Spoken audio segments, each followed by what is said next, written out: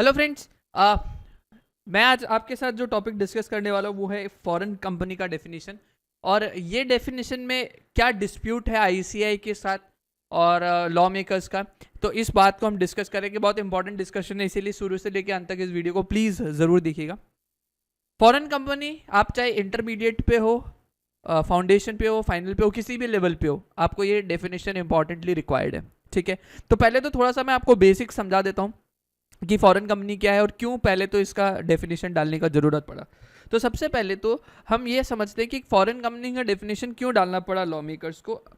इस लॉजिक को जानने के लिए हमें सबसे पहले समझना होगा कंपनी का डेफिनेशन। हमें सबसे पहले समझना होगा कंपनी का डेफिनेशन। अगर आप कंपनीज एक्ट 2013 के सेक्शन 2 क्लॉज 20 में देखते हो तो आपको कंपनी के डेफिनेशन में मिलेगा company means a company incorporated under this act, यानी कि कोई भी कंपनी जो इनकॉर्पोरेट हुई हो कंपनीज एक्ट 2013 के तहत। और सर कंपनीज एक्ट 2013 के तहत कैसे इनकॉर्पोरेट होते हैं? स्पाइस प्लस का तरीका आया है, वीडियो बना दिया डेडिकेटेड। नहीं पता तो देखो, प्रैक्टिकली करके बताया कि कैसे कंपनी को इनकॉर्पोरेट किया जाता है। लिंक आई बटन में और डिस्क्रिप्शन में दोनों जगह डाल दूंगा, राइट।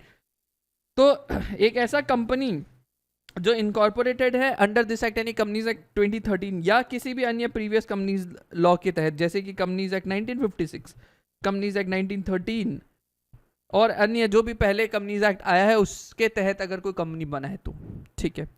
अब मान लो एक कंपनी है एप्पल आईएनसी, ये कंपनी इनकॉर्पोरेटेड है इन यूएसए। ये कंपनीज एक्ट यूएसए के कंपनीज एक्ट के हिसाब से बना है। मेरा सवाल है कि ये यूएसए में बना हुआ है यूएसए के लॉज के तहत, is it a company?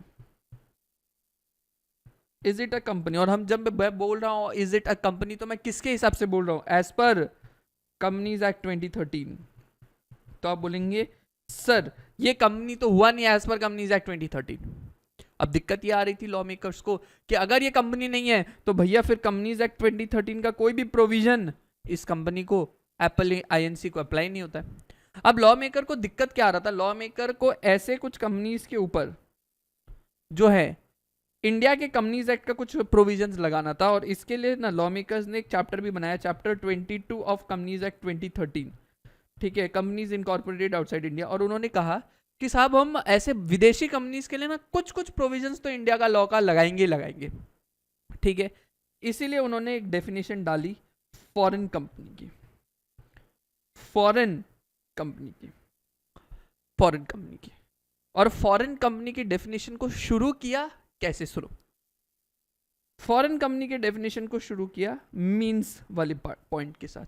Foreign company means company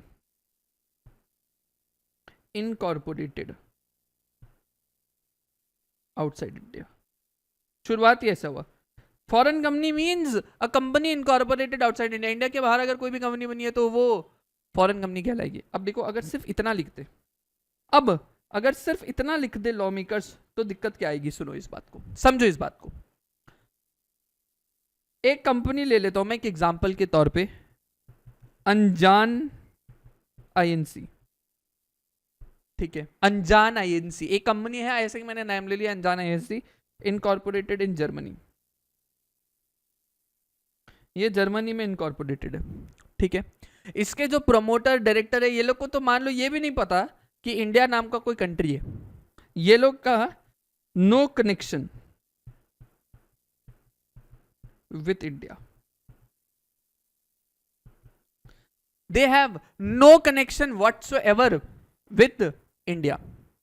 ठीक है, अब एक बात बताओ, ऐसे कंपनी के लिए, अब तो दुनिया में ऐसे लाखों करोड़ों कंपनीज होंगी जिनका इंडिया से कोई कनेक्शन ही नहीं है, तो क्या ये लॉजिकल बनता है कि लॉ मेकर्स अप्लाई करेंगे provisions of companies act 2013 to those companies having no connection with India? आप बोलेंगे सर फिर तो क्या मतलब है इसके ऊपर लॉ बना के, क्या मतलब है? इसका तो कोई निष्ठा ही नहीं है इंडिया से, कोई कनेक्शन ही नहीं है, कोई बिजनेस नहीं कर रहा, कुछ नहीं कर रहा, क्या मतलब है इसके लिए फिर कंपनीज एक्ट में प्रोविजन बना के? इसलिए लॉ मेकर्स ने कहा कि भैया फॉरेन कंपनी का जो डेफिनेशन होगा, फॉरेन कंपनी का जो डेफिनेशन होगा, इसमें सबसे पहले तो हमने बोला इट मींस कंपनी और body corporate incorporated outside India. तो कोई भी कंपनी या बॉडी कॉर्पोरेट अगर इनकॉर्पोरेटेड आउटसाइड इंडिया, तो ये तो कंडीशन नंबर 1 है। साथ ही साथ 2 चीजें और, ये है कंडीशन नंबर 2।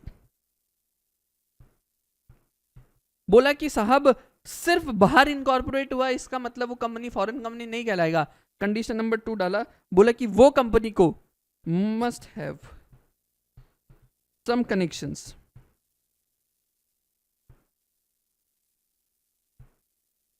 विथ इंडिया, यानी इंडिया से कोई ना कोई नाता होना चाहिए। ऑब्वियस सा बात है कि भैया incorporated outside India plus India से कोई नाता होना चाहिए, इसीलिए हम तुमको इंडिया के लॉ अप्लाई करेंगे, तुम्हारे ऊपर अप्लाई होंगे इंडिया के लॉज। बहुत लॉजिकल है।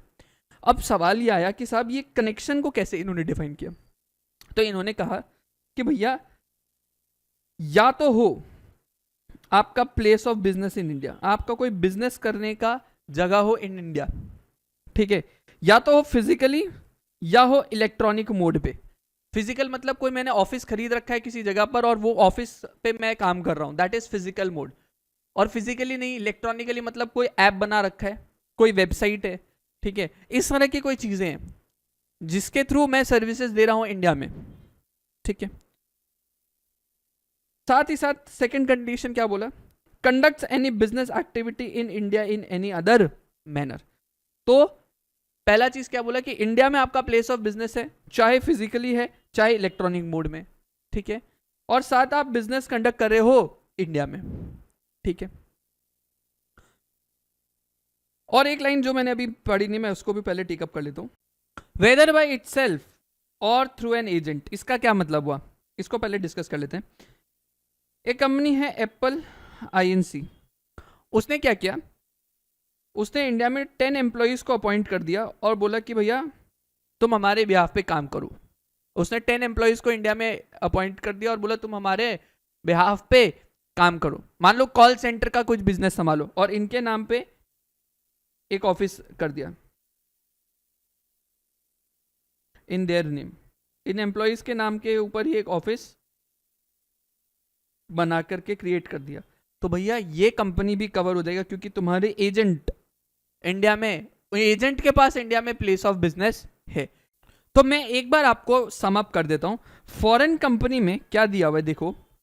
फॉरेन कंपनी के लिए सम अप अगर मैं कर दूं तो लॉ मेकर्स ने पहला तो क्राइटेरिया नंबर 1 बोला है, क्राइटेरिया नंबर 1 बोला है कि भैया इनकॉर्पोरेटेड हो आउटसाइड इंडिया, कोई भी कंपनी है या बॉडी कॉर्पोरेटेड है उसको इनकॉर्पोरेट होना चाहिए आउटसाइड इंडिया।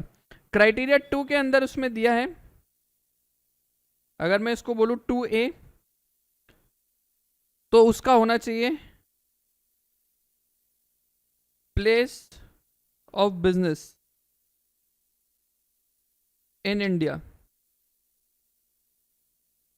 ये इट्स थ्रू इटसेल्फ भी हो सकता है या थ्रू एजेंट भी हो सकता है।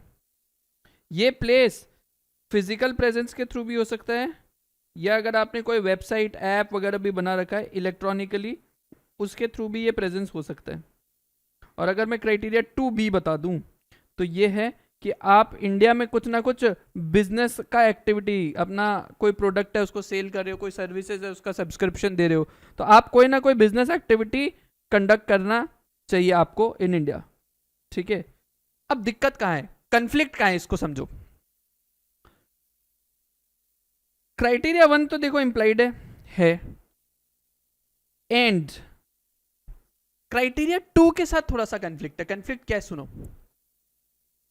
कंफ्लिक्ट ये है कि क्राइटेरिया 2 में ये 2A एंड 2B लिया जाएगा या फिर 2A और 2B लिया जाएगा, है मतलब फॉरेन कंपनी के लिए अगर आपको डेफिनेशन में पढ़ना है तो criteria 1 plus criteria 2A plus criteria 2B ये होना चाहिए, या फिर क्राइटेरिया 1 एंड क्राइटेरिया 2A और क्राइटेरिया 2B।